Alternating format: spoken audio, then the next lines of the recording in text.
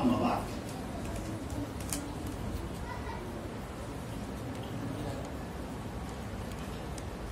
قال الله عز وجل أعوذ بالله السميع العليم من الشيطان الرجيم قوا أنفسكم وأهليكم نارا.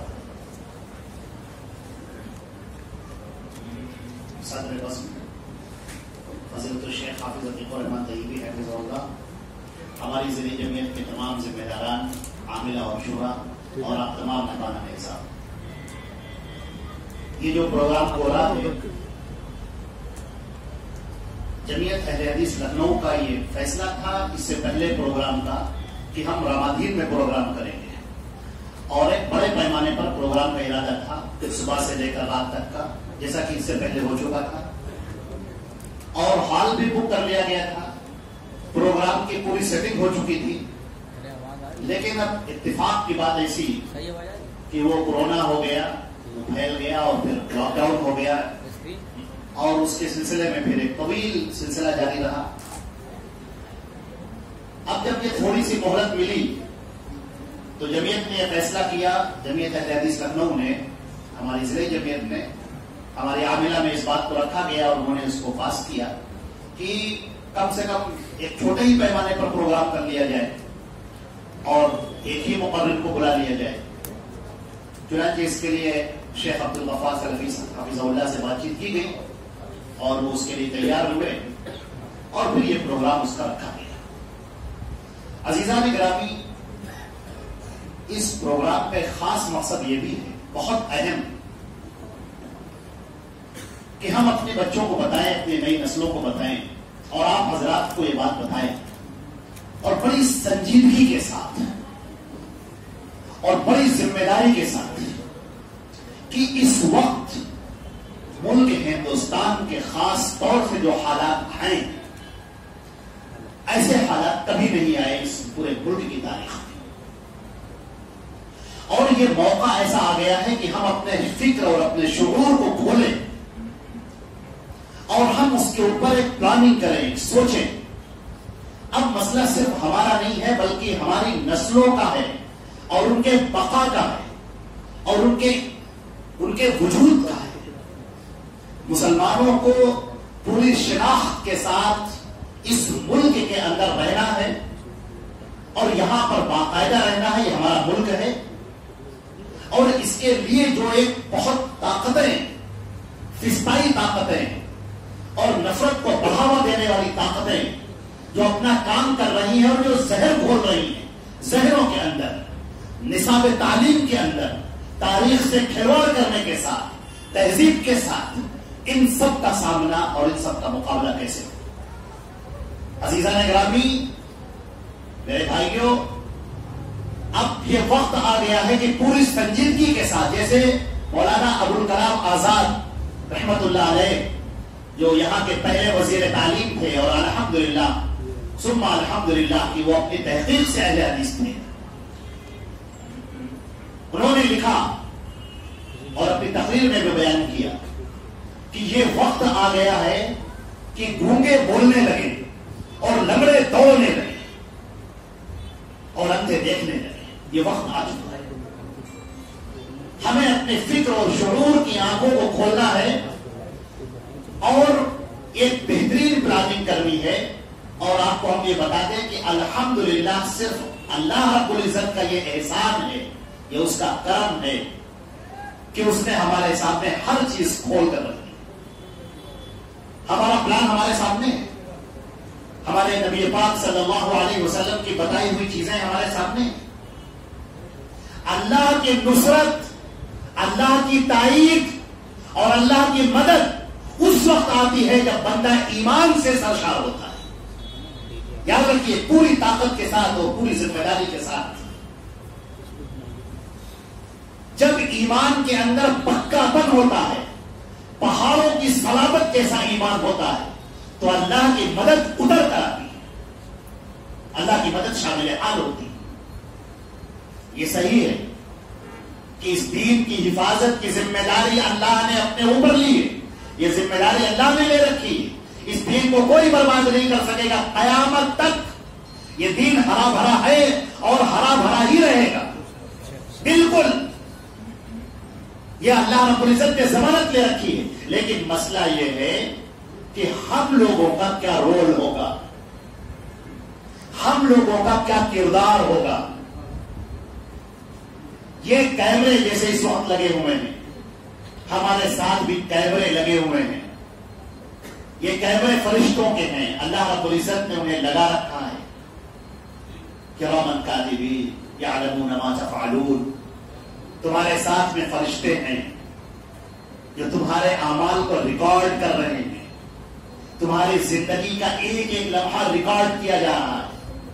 ہم تاریخ کے اس چوراہے پر آ کر کھڑے ہوئے ہیں جہاں پر ہمارا عمل گواہی دے گا، جہاں پر ہمارے ہاتھ اور پیر گواہی دیں گے کہ ہمارا مستقبل کیا ہونے والا ہے، ہمارا انجام کیا ہونے والا ہے۔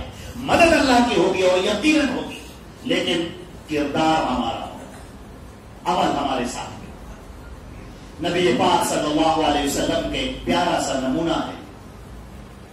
اس موقع پر جب یہ اللہ کے رسول صلی اللہ علیہ وسلم نے ایمان کی دعوت پیش کی، اللہ کا تعارف پیش کیا، سچا دین پیش کیا، سچا دین لوگوں کے سامنے پیش کیا، ان کی زندگی کا مقصد بیان کیا، تو لوگ بکھر گئے اور کہنے لگے اجعل الآلہۃ الہا واحدا، یہ تمام معبودوں کو ہم چھوڑ کر صرف ایک معبود کی عبادت کریں، ایک اللہ کی عبادت کریں۔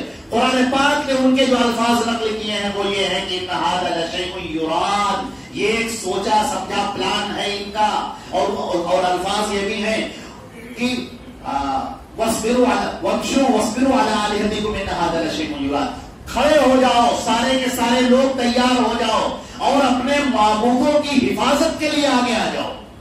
یہ جو قرآن پاک نے الفاظ استعمال کیے ہیں بے عین ہی یہی الفاظ آج کی اس ڈیٹ میں، یہ 2021 کے اندر آج کی ڈیٹ میں یہی الفاظ استعمال کیے جا رہے ہیں کہ صاحب ہماری تو تہذیب ہی ختم ہو جا رہی ہے، ہمارے تو معبودوں کے ساتھ برا ہو رہا ہے، آج تو ہمارے معبودوں کو کوئی نام تک نہیں لے رہا ہے، ہمارے معبودوں کو کوئی جاننے والا نہیں، ان کا مذاق اڑایا جا رہا ہے۔ یہ ہو کیا گیا؟ یہ مسلمانوں کی بدولت ہو رہا ہے، ان کو ختم کرو، ان کی تہذیب کو ختم کرو، اس اسلام کو ختم کرو، اس دین کو ختم کرو، ان کے نبی پر حملہ کرو، ان کے اللہ رب العزت کے بارے میں الٹی سیدھی باتیں بیان کرو، اور مسلمانوں کی ہسٹری کو، تاریخ کو مسخ کر دو بالکل، اور اس طرح سے خراب کر دو کہ ان کو اپنے اسلام پر شرم آنے لگے، اور اس طرح کی جھوٹے واقعات ان کے سامنے لاؤ اور بیان کرو کہ یہ اسلام سے شرمانے لگے۔ یہ کالج میں پڑھنے والے اور اسکولوں کے اندر پڑھنے والے اور تاریخوں کو پڑھنے والے، اخباروں کو پڑھنے والے، ناولز کو پڑھنے والے، موویز کو دیکھنے والے، اور جو سیریلز آ رہے ہیں ان کو دیکھنے والے، ان کو اپنے اسلام پر شرم آنے لگے اور کہنے لگے کہ یہ اسلام ہے جو کہ پیش کیا جا رہا ہے۔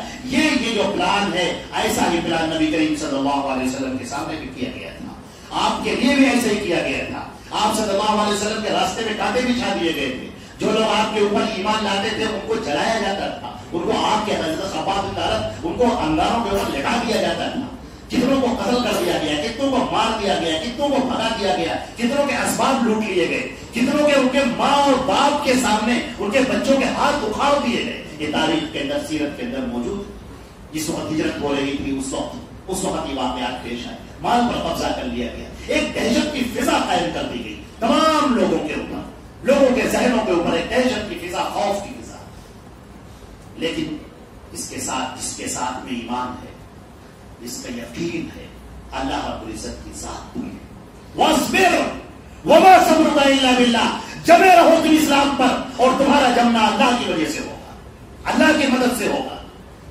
نبی پاک صلی اللہ علیہ وسلم مکے سے ہجرت کر کے مدینے آ گئے، اور اس کے بعد ان مکے والوں نے اپنی طاقت کے نشے میں چور ہو کر، اپنے اقتدار کے نشے میں آ کر انہوں نے فیصلہ کیا کہ ہم اللہ کے رسول کو اور مسلمانوں کو اور جنہوں نے ان کو پناہ دی ہے مدینے کے رہنے والے تمام لوگوں کو ہم نیست و نابود کر دیں گے، ان کی بستیوں کو تاخت و تاراج کر دیں گے۔ ادھر سے لشکر اٹھ کھڑا ہوا، 1000 کا لشکر، آہن پوش لشکر، تلواروں سے سجا ہوا، نیزوں کو لیا ہوا، گھوڑوں کو لیا ہوا، اور دھولے اڑاتا ہوا، خاک اڑاتا ہوا آگے بڑھتا چلا آیا، کبر و غرور کا یہ پیکر کہ اب ہم چلیں گے اور ہماری تلواریں مسلمانوں کے سروں کو کاٹ دیں گی، پورے مدینے کی اینٹ سے اینٹ بجا دی جائے گی۔ نہ کوئی عورت چھوڑی جائے گی، نہ کوئی بچہ چھوڑا جائے گا، نہ کوئی بوڑھا چھوڑا جائے گا. ہم یہ سبق سکھا دیں گے کہ مسلمانوں کی مدد کرنے والوں کا انجام کیا ہوتا ہے. ان لوگوں نے وَمَكَرُوا وَمَكَرَ اللَّهُ وَاللَّهُ خَيْرُ الْمَاكِرِينَ، ادھر ان کی چالیں چلی جا رہی تھی، ادھر ان کی بساط پر مہرے رکھے جا رہے تھے، اور ادھر اللہ کی تدبیر اپنا کام کر رہی تھی. اور اللہ کی تدبیر سے بڑھ کر کس کی تدبیر؟ اللہ کی نے جو بساط بچھا رکھی ہے، اللہ کے ہاتھ میں جو انتظام ہے، وہ اٹھاتا ہے، وہ گراتا ہے، وہ بڑھاتا ہے، وہ عزت اور ذلت دینے والا ہے.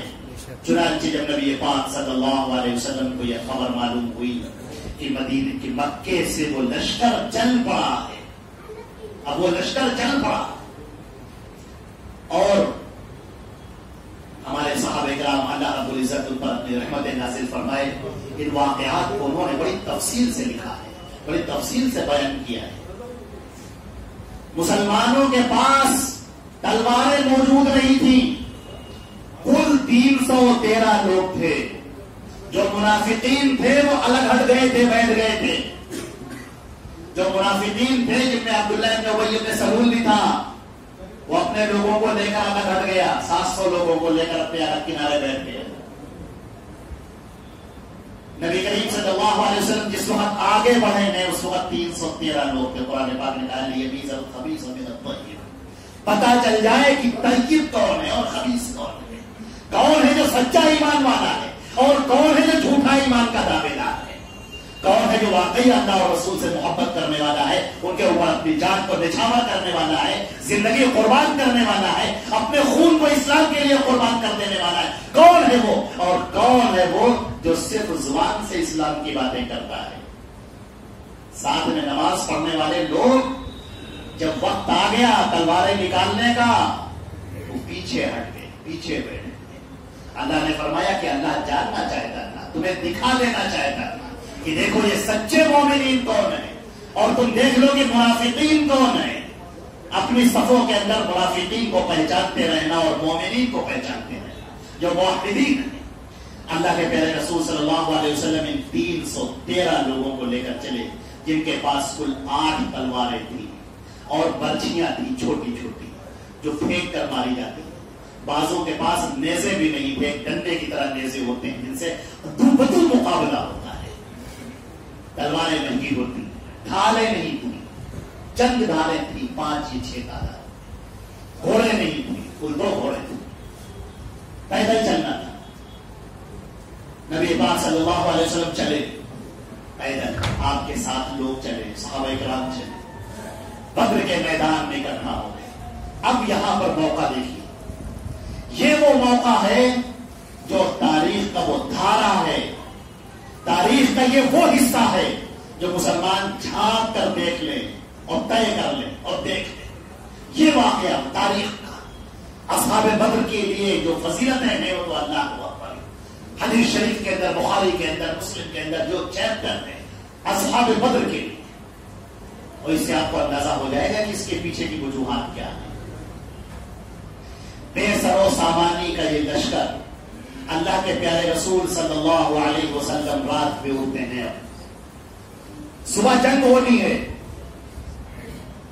1000 کا وہ لشکر جو انتہائی طاقت کے ساتھ اور پورے اسلحوں کے ساتھ میں ہے، اور اس میں بڑے بڑے لوگ آئے ہوئے ہیں، بڑے بڑے لوگ مکے کے اندر جن کے ڈنکے بجا کرتے تھے، جن کی بہادری کے، وہ سب آئے ہوئے ہیں.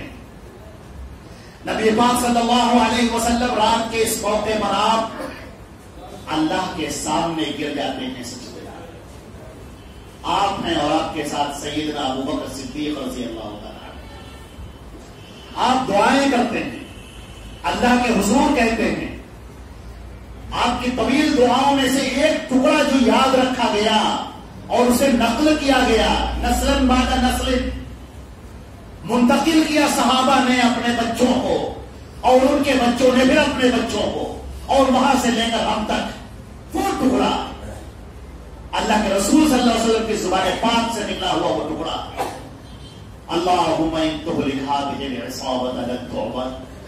پروردگار یہ مٹھی بھر جماعت مسلمانوں کی، موحدین کی یہ جماعت، توحید پر قائم رہنے والے اور شرک سے انکار کرنے والے، اے پروردگار یہ جماعت اگر ہلاک ہو گئی، پروردگار پھر تیری عبادت کیسے ہو؟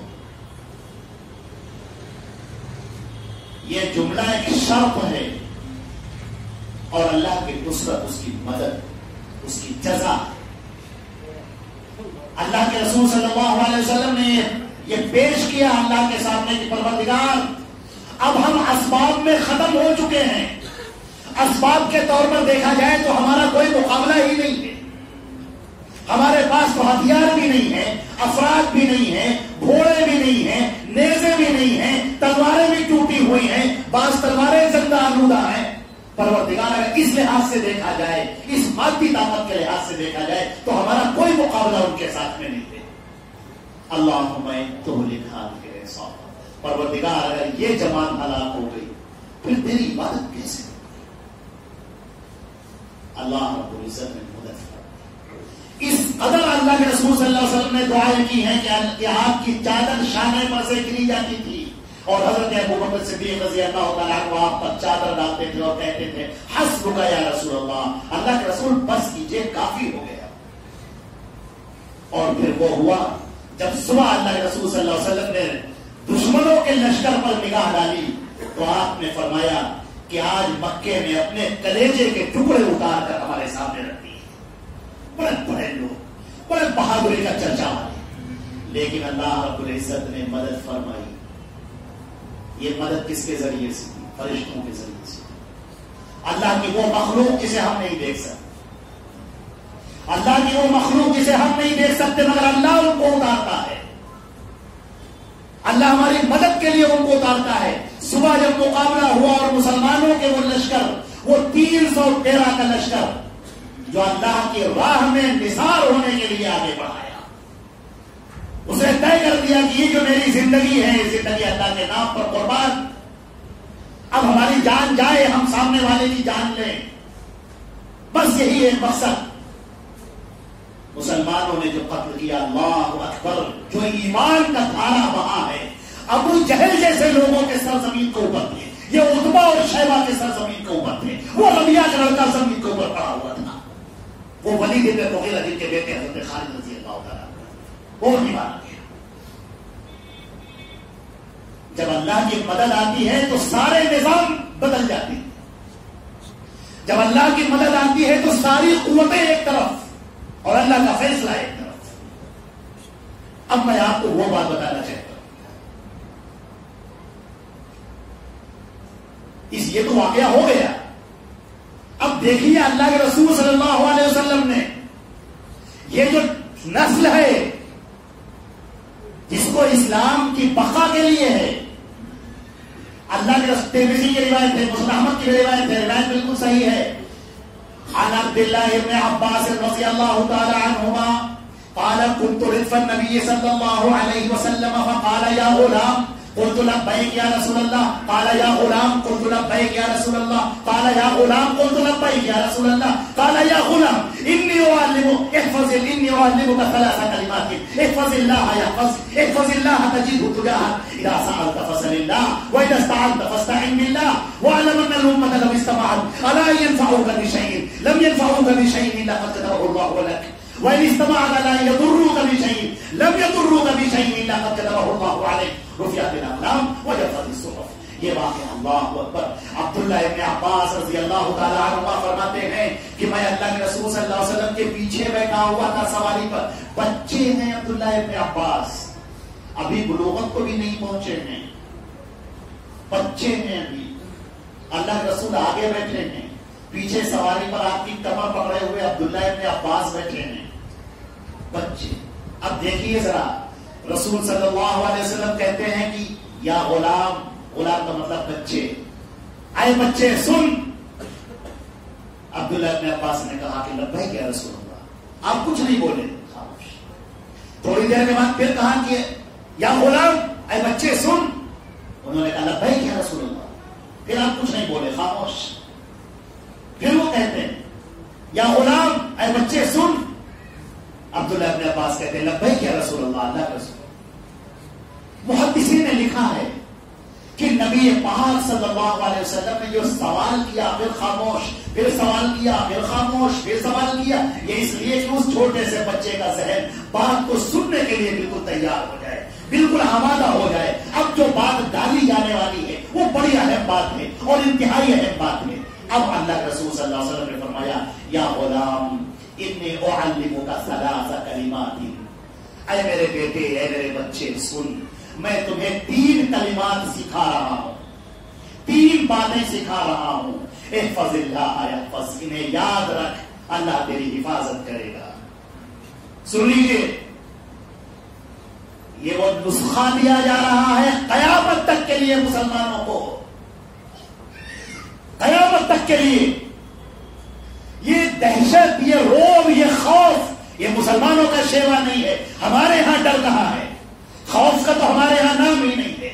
ہم تو جیتے ہیں اسلام کے لیے اور مرتے ہیں اسلام کے لیے، اور ہماری موت بھی ہوتی ہے تو مسکراتے ہوئے ہوتی ہے۔ موت تو ہمارے مومن کا تحفہ ہے۔ موت سے وہ ڈرے جن کو زندگی کا خوف ہو، موت سے وہ ڈرے جن کو مرنے کے بعد یقین نہ ہو، موت سے وہ ڈرے جن کو اللہ پر یقین نہ ہو، موت سے وہ ڈرے جنہیں جنت اور دوزخ نہ معلوم ہو، موت سے وہ ڈرے جنہیں فرشتوں کے بارے میں نہ معلوم ہو۔ ہم تو جانتے ہیں کہ مومن کی جب موت آتی ہے تو اس پر سے تکلیفیں اٹھا لی جاتی ہیں۔ اس کی موت اس طرح سے آتی ہے جیسے پانی سے کوئی قطرہ گر جاتا ہے بوتل سے۔ اس کی موت تو اس طرح سے آتی ہے جس طریقے سے گلاب کے پھول سے کوئی خوشبو نکلتی ہوئی محسوس ہوتی ہے۔ مومن کو کہا کوئی موت کے لیے دقت ہوتی ہے؟ وہ تو اللہ کے مزے ہی یا ایھا النفس المطمئنہ ارجعی الی ربک راضیۃ مرضیہ، چل اٹھ ہے بندے اللہ کے مطمئن نفس، چل اللہ کی طرف۔ اللہ کی نعمتیں تیرا انتظار کر رہی ہیں۔ یہ دنیا کے اندر تکلیفیں سہنے والے، بھوک اور پیاس برداشت کرنے والے، ذہنی طور پر ٹارچر برداشت کرنے والے، جسمانی طور پر اذیتیں برداشت کرنے والے، بیماریوں سے جوجھنے والے، غموں سے جوجھنے والے، اٹھ ختم، اب ختم ہو گیا سب، اب اللہ کی نام کا وقت ہے، چل اللہ کی ان نعمتوں کی طرف۔ دسترخوان تیرا انتظار کر رہا ہے، اللہ کی نعمتیں تیرا انتظار کر رہی ہیں، اٹھ کھڑے ہو۔ اللہ کے رسول صلی اللہ علیہ وسلم نے کہا تھا سارعوا الی مغفرۃ من ربکم، اٹھو اور چل پڑو اللہ کے نام۔ عبداللہ ابن عباس کو اللہ کے رسول صلی اللہ علیہ وسلم فرماتے ہیں کہ میں تمہیں 3 کلمات سکھا رہا ہوں، انہیں یاد رکھو۔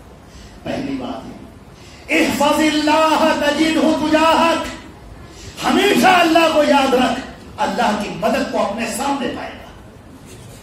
پہلا جملہ۔ میرے بھائیوں، میرے عزیزوں، یہ ایمان دل سے رخصت ہو چکا ہے۔ حسن بصری نے کہا تھا انما اصبح ایمان احدکم کلوحۃ علی لسانہ، تمہارا ایمان تو زبان کا چرخانہ بن گیا ہے۔ تم سے وہ نام لیتے ہو اللہ کا، تم کہتے ہو اللہ ہمارا مالک ہے، اللہ رازق ہے، اللہ سب کچھ کرنے والے، سب الفاظ ہیں، یہ دل کے اندر اترا ہی نہیں تمہارے۔ دل کے اندر جس دن اتر جائے گا اس دن تمہاری زندگی بدل جائے گی، تمہاری کیفیت بدل جائے گی، تمہاری زندگی کا قرینہ بدل جائے گا، تمہارے رہنے سہنے کا ڈھنگ بدل جائے گا، تمہارے دلوں سے ڈر نکل جائے گا۔ کسی کا کبر، کسی کا غرور، کسی کی طاقت، کسی کی قوت تمہیں ہرگز اپنی جگہ سے نہیں ہلا سکتی۔ تم اس طرح سے سمجھو گے کہ گویا کہ تمہارے سامنے سب پونے ہیں، چھوٹے چھوٹے کھڑے، تمہاری مدد ساتھ تو اللہ کی مدد ہے۔ تمہارا تو معاملہ یہ ہے کہ تمہاری ایک الفاظ پر اللہ کے فرشتے اتر کھڑے ہوتے ہیں، تمہارے ساتھ تو فرشتوں کی مدد ہے، اللہ کی مدد ہے۔ احفظ اللہ، اللہ کو یاد رکھ، اس دل سے اللہ کے ڈر کے علاوہ ہر خوف کو نکال کر پھینک دے، یاد رکھ، اللہ کو یاد رکھ، اللہ کو یاد کرے۔ پریشانی آئے، مصیبت آئے، دقتیں پیش آئیں، اللہ رب العزت کے حضور وہ باتوں کو پیش کر، واسجد واقترب، سجدہ کر، اللہ سے قریب ہو جا، اللہ سے مانگنے والا بن جا۔ اس دل کے اندر لوگوں کا خوف ہے، اس دل کے اندر محبت بیٹھی ہوئی ہے، کس کی محبت بیٹھی ہوئی ہے؟ پہلے تو اپنے آپ کی محبت بیٹھی ہوئی ہے، مال کی، دولت کی، اقربا کی، دوستوں کی، پیسوں کی محبت ہے، رتبے کی، شہرت کی محبت ہے، مکانوں کی محبت ہے، پراپرٹیز کی محبت ہے، یہ محبت دلوں کے اندر بیٹھی ہوئی ہے۔ اللہ کے اوپر یقین کامل لاؤ۔ یہ دنیا کیا ہے؟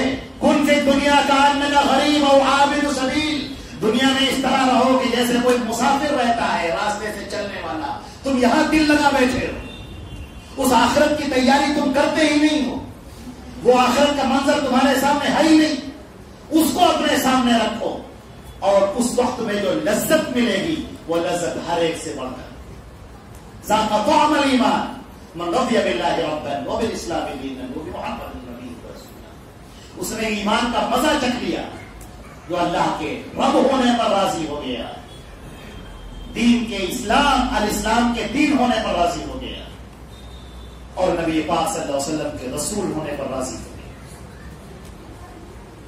عبداللہ ابن عباس رضی اللہ تعالیٰ عنہما کی نصیحت جو اللہ کے رسول نے ان کو فرمائی، سب سے پہلی نصیحت احفظ اللہ تجدہ تجاہک، تو ہمیشہ اللہ کو یاد رکھ، اللہ کی مدد کو تو اپنے سامنے پائے گا، تجھے اللہ کی مدد سامنے کھڑی نظر آئے گی ہر موقع پر، تمہارا تعلق براہ راست اللہ سے ہے، وہ اللہ تمہاری شہرت سے قریب ہے، جس نے کہا ہے ادعونی استجب لکم، پکارو مجھے میں تمہاری پکار کا جواب دوں گا۔ اس اللہ سے دل کو لگاؤ، اس دل کا کنیکشن اللہ سے جوڑو، اس اللہ کے اوپر اگر تمہیں یقین آ گیا، اس اللہ کو پکارنا آ گیا، اس اللہ سے محبت آ گئی، تو بس اللہ کی مدد کو ہمیشہ اپنے سامنے پاؤ گے۔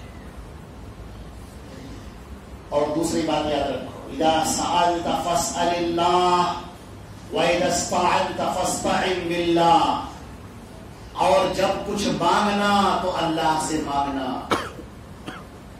اور جب مدد چاہنا تو اللہ سے مدد چاہنا، یہ دو لفظ ہیں، دونوں بڑے پیارے ہیں۔ اذا سألت، جب تم کچھ مانگنا، نبی پاک صلی اللہ علیہ وسلم نے اس کو بھی سکھا دیا، حتی یسعى السسع دعنه ٹوٹ جائے وہ بھی اللہ سے۔ یہ کیا ہے؟ یہ مانگنا کیا ہے؟ یہ حقیقت میں ایک طریقہ سکھایا جا رہا ہے۔ یاد رکھو، اس دنیا کا پورا نظام اللہ کے ہاتھ میں ہے، پورا کاروبار اللہ کے ہاتھ میں ہے، وہی مالک الملک ہے، تم اس سے طلب کرو اور اس کے بعد اسباب اختیار کرو، وہ اسباب تمہاری طرف موڑ دے گا، وہ اسباب تمہارے لیے مسخر کر دے گا۔ تم کو اسباب پر بھروسہ ہے، ایک شخص بیمار ہوتا ہے، دواؤں پر، ٹیبلٹ پر، انجیکشن پر، ڈاکٹر پر اس کو بھروسہ ہے، یہ ایمان نہیں ہے۔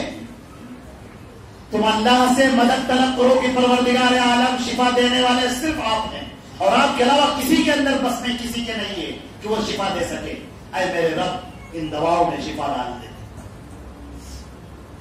اس ڈاکٹر کے سلسلے میں یا اللہ شفا کا فیصلہ فرما دے، اس کی دواؤں کے اندر شفا آتا۔ جب تمہیں کچھ مانگنا ہو تو اللہ سے مانگو، اللہ سے مانگو، طلب کرو، اور اس کے بعد پھر دنیا کے اسباب اختیار کرو۔ اب جب تم دنیا کے اسباب اختیار کرو گے تو یہ اسباب اللہ تمہارے لیے پھیر دے گا، تمہاری طرف ان اسباب کو موڑ دے گا۔ وَإِذَا اسْتَعَنْتَ، اور اگر تمہیں مدد چاہیے ہے، استعانت کسے کہتے ہیں؟ مانگنے میں اور استعانت میں بہت فرق ہے۔ مانگتا آدمی اس وقت ہے کہ اسے ضرورت ہوتی ہے مانگ لیتا ہے، اور استعانت کرتا چاہتا ہے جب اس پر ذوق غالب ہوتا ہے، جب کہیں سے مسئلے بنتے نہیں ہیں، اس وقت پھر وہ دوسروں کی مدد چاہتا ہے، آؤ میری مدد کرو۔ یہ جب تمہیں دوسروں سے مدد مانگنا ہو، ایسے موقع پر کفار مکہ اپنے بتوں کے پاس جایا کرتے تھے، لات، عزا، ہبل، منات، ان کے پاس جایا کرتے تھے، ان سے طلب کیا کرتے تھے۔ اور ہر زمانے میں جہاں پر بھی کفر رہا ہے، شرک رہا ہے، ہمیشہ اللہ کی ذات سے ہٹ کر لوگوں نے لوگوں کی طرف توجہ کی ہے۔ اللہ رب العزت اپنے نبی پاک کو بھیج کر یہ فیصلہ کرا دیتا ہے کہ لوگوں، اس دنیا کا خالق میں ہوں، تمہارا خالق میں ہوں، یہ پوری کائنات میں نے بنائی ہے اور میں ہی اس کو چلا رہا ہوں، لہذا جو بھی طلب کرنا ہو اس سے طلب کرو۔ اگر میرے علاوہ کسی اور سے تم طلب کرتے ہو تو یہ توحید، یہ توحید الوہیت ہے، اللہ کی توحید، رب کی توحید ہے، تمہارے مالک کی، تمہارے خالق کی توحید۔ تمہارے ہاتھ کسی اور کے لیے اٹھ رہے ہیں، تمہاری نگاہیں کسی اور کے اوپر ہیں، تمہارا دل کسی اور کے لیے تڑپ رہا ہے، یہ توحید ہے اللہ رب العزت کی۔ سب کچھ کرنے والا وہ ہے، اذا سألت فاسأل اللہ، جب تجھے کچھ مانگنا ہو تو اللہ سے مانگ، وَإِذَا اسْتَعَنْتَ، اور جب تمہیں مدد چاہنی ہو تو اللہ سے مدد چاہیے۔ وَاعْلَمْ، اور یہ بات بہت اچھی طرح سے یاد رکھو، أَنَّ الْأُمَّةَ لَوْ اسْتَمَعَتْ عَلَىٰ أَن يَنْفَعُوكَ بِشَيْءٍ، الامہ، یہ الف لام جو داخل ہوا ہے اس کو کہتے ہیں الف لام جنس کا۔ الف لام جنس کا جب ہوتا ہے تو پورے استغراق کے لیے آتا ہے، سب کو شامل کرنا۔ جیسے آپ کہتے ہیں آم ایک پھل ہے، تو آم جو پھل ہے اس کے اندر ہر قسم کا آم شامل ہو گیا، چاہے وہ دشہری ہو، چاہے طوطا پری ہو، چاہے جنگلا ہو، سب اس میں شامل ہو۔ اللہ رب العزت نے جو اللہ کے رسول صلی اللہ علیہ وسلم نے جو بات فرمائی، وَاعْلَمْ، جان لو، اس نقطے کو جان لو، کیونکہ بہت سارے لوگ اس نقطے کو سمجھتے نہیں۔ وَاعْلَمْ أَنَّ الْأُمَّةَ، پوری امت، پورے لوگ، انس بھی اور جن بھی، انسان بھی اور جنات بھی، سارے کے سارے لوگ، پوری مخلوقات، سب کے سب، اللہ نے جس کو پیدا کیا سب، ملائکہ بھی، فرشتے سب، انسان اور جنات سب، ساری مخلوقات، اگر یہ چاہے بھی کہ تمہیں فائدہ پہنچا دے تو تمہیں فائدہ نہیں پہنچا سکتی جب تک میری اجازت نہ ہو۔ اللہ اکبر حق۔ مجدد الفسانی رحمۃ اللہ علیہ نے موقع پر اپنے ملفوظات میں جو ان کی مکتوبات ہیں اس میں انہوں نے لکھا ہے کہ شرک کی مثال اس طرح سے ہے جیسے ایک بادشاہ ہے جو کرسی پر بیٹھا ہے اور اس کے سامنے ایک مجرم ہے، ایک شخص جو پیڑ کے اوپر لٹکا ہوا ہے، وہ پیڑ کے اوپر لٹکا ہوا ہے، وہ سزا پا رہا ہے اور یہ مجرم ہے، اور جو بادشاہ ہے وہ بیٹھا ہوا ہے اس کو سزا دینے کے لیے، اور بادشاہ کے ارد گرد اس کے لوگ کھڑے ہوئے ہیں، وہ چاہتا ہے کہ ان کو سزا دے، وہ جتنے کوڑوں کا حکم دیتا ہے وہ اس کی پیٹھ کے اوپر کوڑے برساتے، وہ جس کو حکم دیتا ہے وہ تیر اٹھاتا ہے اور چلاتا ہے اس کو۔ اب ایک شخص ادھر سے نمودار ہوتا ہے، آتا ہے، اور آتے ساتھ ہی وہ اس مجرم کے سامنے پڑ جاتا ہے اور کہتا ہے کہ تو مجھے بادشاہ عطا کر دے، میں بادشاہ بن جاؤں، مجھے یہ عطا کر دے، مجھے یہ عطا کر دے۔ مجھے دیدار فسانی لکھتے ہیں کہ اس سے بڑا کوئی احمق ہوگا، اس سے بڑا نادان کوئی ہوگا؟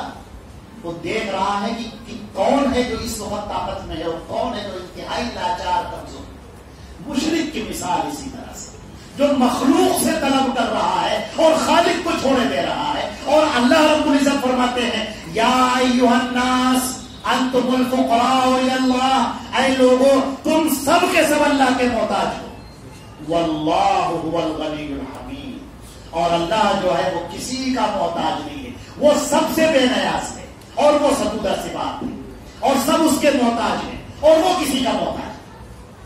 فرمایا وَاعْلَمْ أَنَّ الْأُمَّةَ لَوْ اجْتَمَعَتْ عَلَىٰ أَن يَنفَعُوكَ بِشَيْءٍ لَمْ يَنفَعُوكَ بِشَيْءٍ إِلَّا قَدْ كَتَبَهُ اللَّهُ لَكَ، اور یاد رکھو اس کا دوسرا ٹکڑا، وَإِنِ اجْتَمَعَتْ عَلَىٰ أَن يَضُرُّوكَ بِشَيْءٍ، اور اگر یہ پوری امت اکٹھا ہو جائیں، سارے کے سارے لوگ، انسان اور جنات سب کے سب، اگر وہ چاہیں کہ تمہیں نقصان پہنچا دے تو تمہیں نقصان نہیں پہنچا سکتے، الا كتبه الله عليك، سوائے یہ کہ اللہ نے تمہارے لیے وہ لکھ دیا۔ محدثین نے لکھا ہے کہ ہمارے لیے بہت زیادہ ضروری ہے کہ ہم اپنے بچوں کو تربیت دیں۔ عزیزان گرامی، ہم اپنی بات مختصر کر کے ختم کرتے ہیں، اور ایک بات آپ سے ہم عرض کرنا چاہتے ہیں، جیسا کہ میں نے ابھی عرض کیا کہ اس موقع پر جب کہ ملک کے حالات اس طرح سے ہیں جیسا کہ میں نے آپ کے سامنے ذکر کیا، ضروری ہے کہ ہم سب سے پہلے اپنے آپ کو ایمان سے آشنا کریں اور اپنے بچوں کی تربیت کریں اور اپنے بچوں کے اندر اسلامی شعور بھریں، اپنے بچوں کو ہم اللہ کے بارے میں، اس کے رسول کے بارے میں اور تقدیر کے بارے میں، آخرت کے بارے میں، جنت دوزخ کے بارے میں یہ ہم بتائیں اور ان کے اندر ایمان کو بھریں، یہ ہماری ذمہ داری ہے۔ اگر آپ چاہتے ہیں کہ مستقبل محفوظ رہے اس ملک میں تو ضروری یہ ہوگا کہ ہم کو اپنے ایمان کی فکر کرنی ہوگی۔ اللہ کی مدد ہمارے ایمان کے ساتھ میں ہے، اور اگر ایمان نہیں ہے تو ہم خس و خاشاک ہیں، سوکھے ہوئے پھول ہیں، سوکھی ہوئی ٹہنیاں ہیں، وہ ہوائیں ان کو بہا لے گئے۔ اس ایمان کی سلامت کی ضرورت ہے. اللہ پر ایمان، اس کے رسول پر ایمان، آخرت پر ایمان.